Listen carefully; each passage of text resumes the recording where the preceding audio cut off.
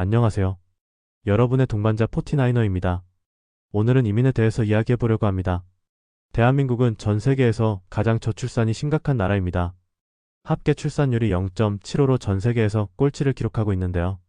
합계 출산율이란 가임기 여성 한 명이 평생 동안 낳을 것으로 예상되는 평균 출생아 수를 의미합니다.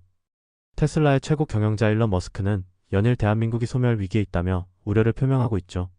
이미 많은 사람들은 대한민국의 인구 숫자를 다시 폭발적으로 늘릴 수 있는 골든타임이 지나갔다고 얘기하고 있어요. 수도권은 집값이 폭등하고 있지만 이미 지방에서는 생기와 활력을 느낄 수 없는 지방 소멸이 시작됐습니다. 지방은 인기 관광지를 제외하고는 마치 핵폭탄을 맞은 것처럼 조용합니다. 여러분, 이미 언론을 통해서 수십 년간 저출산 문제를 해결하기 위해 수백 조 원의 돈을 쏟아부었는데 나아지는 게 없다는 기사를 접하셨을 겁니다. 대통령 직속 저출산 고령사회위원회에 따르면 2006년부터 2021년까지 저출산 고령화 대응 정책에 투입된 정부 예산은 280조 원이었다고 해요. 극단적으로 말해 예산 투입 대비 효과가 마이너스였던 셈이죠. 정부가 어떤 대책을 내놔도 출산이 늘어나지 않는다면 외부에서 인력을 충원하는 방법 밖에는 없습니다. 바로 이민인데요. 여러분, 한동훈 전 국민의힘 대표가 법무부 장관 시절 이민청 신설을 추진했던 것 기억하시나요? 하지만 이민청 설치는 새로운 얘기가 아닙니다. 이미 14년 전인 2011년에도 기획재정부에서 이민청 설립과 관련한 연구 용역을 발주했지만 진전된 것은 없었습니다. 2017년에도 정부가 이민청 신설을 추진하겠다고 발표했지만 깜깜무소식이었어요. 역대 모든 정부가 저출산 위기에 총력 대응하는 것처럼 쇼잉에만 집중하고 실제로 이를 실천하는 것은 등한시했기 때문입니다. 이민청의 개념과 주요 역할을 한번 살펴보시죠. 이민청은 국내 체류 외국인의 증가에 따라 통일된 이민 정책을 설계하고 관리할 범정부 컨트롤 타워로 정의되고 있습니다. 첫 번째는 내외국인의 출입국 심사 및 관리, 두 번째는 국적 및 난민 관련 업무, 세 번째는 외국인 사회통합 정책 수립 및 지원, 네 번째는 비자 발급 정책 수립 및 관리, 다섯 번째는 이민 정책을 총괄하는 컨트롤 타워 역할로 규정되고 있어요.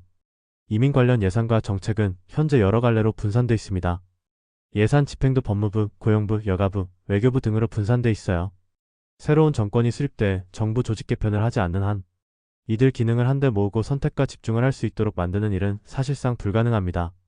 앞서 법무부가 국회에 제출한 이민청 신설 방안에 따르면 이민청은 청장과 차장 아래 기획조정관, 이민정책국, 출입국 안전국, 사증체류국, 국적통합국 등 일관 사국체제로 구상됐습니다. 하지만 이민청이 신설된다고 해서 대한민국의 인구가 늘어나는 것은 아닙니다. 실제로 사람들이 우리나라로 몰려 들어와야겠죠. 이민정책을 제대로 펴기 위해서는 한국을 실제 매력적인 나라로 만들어야 합니다. 주거 안정을 도모하고 이민자들이 지역사회의 구성원으로 자연스레 녹아들 수 있도록 지원하는 프로그램도 필요해요. 또 이민자들이 자신의 능력에 맞는 일자리를 구할 수 있도록 고용차별을 금지하고 이민자에 대한 편견과 차별을 사라지게 하는 것이 중요합니다. 너무도 당연한 얘기지만 정말로 한국이 살기 좋은 나라라면 외국인들은 한국 이민을 택할 수밖에 없어요. 저출산이 우리 사회의 심각한 문제이지만 우리 사회는 아직 외부인을 받아들일 마음의 준비가 안 돼 있습니다. 지난해 11월 모델 문가비가 출산한 아들이 배우 정우성의 친자란 사실이 공개되면서 정우성에 대한 십자포화가 이어졌었는데요. 그 이유는 정우성이 2018년 6월 20일 세계 난민의 날 자신의 SNS의 이해와 연대로 난민에게 희망이 되달라는 발언을 했었기 때문이죠. 2018년 당시 제주도에 왔던 예멘 난민을 수용하는 것에 대한 비판이 상당했습니다. 난민 거부를 내세운 청와대 국민청원 서명자가 70만 명에 달했고 전국 곳곳에서 난민 반대 집회가 열렸어요. 제주 출입국 외국인청에 따르면 당시 예멘인 484명이 난민 인정 신청을 했고 총 414명이 인도적 체류 허가와 난민 인정을 받았습니다. 우리 정부는 이민 정책의 일환으로 고급 인재를 유치하겠다고 강조합니다. AI부터 양자기술, 우주항공 등 첨단 분야의 고급 인재를 유치하기 위해 비자의 허들을 대폭 낮추겠다면서 말이죠.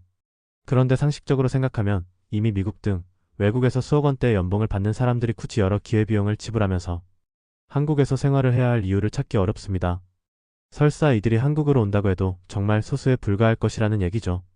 우리가 아이비리그를 나온 백인으로 상상되는 고급 인재들이 아닌 우리 주변에서 흔히 볼 수 있는 이주노동자와 결혼이주자들에 대한 포용력을 넓혀야 하는 이유입니다.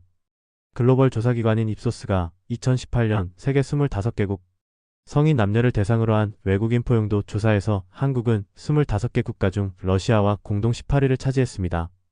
K-팝과 K-컬처가 세계 속으로 뻗어나가는 것은 누구보다 자랑스러워하면서 정작 국내에 거주하는 외국인에 대한 포용력은 바닥 수준이라는 얘기죠. 이민자들을 단순히 부족한 생산 가능 인구의 확충을 위한 도구로 바라보는 시각도 경계해야 합니다. 지난 2023년 국회미래연구원은 한국 사회는 외국인과 어떤 관계를 맺고 있는가라는 제목의 보고서를 통해 한국의 외국인 정책은 인구학적 위기의 경제적 측면을 강조하는 기능주의적 관점에 입각해 있다며, 이주노동자는 생산성 유지를 위한 정책 수단으로, 결혼 이주자는 가족 재생산을 위한 정책 수단으로 여겨지는 경향이 강하다고 지적했습니다. 한국을 한국인을 비롯한 외국인들이 보기에도 매력적인 나라로 만들고 한국에서의 삶을 선택한 이주민들에 대한 편견과 차별을 철폐해야 대한민국은 인구절벽에서 소생할 수 있을 것으로 보입니다. 이상 포티나이너였습니다.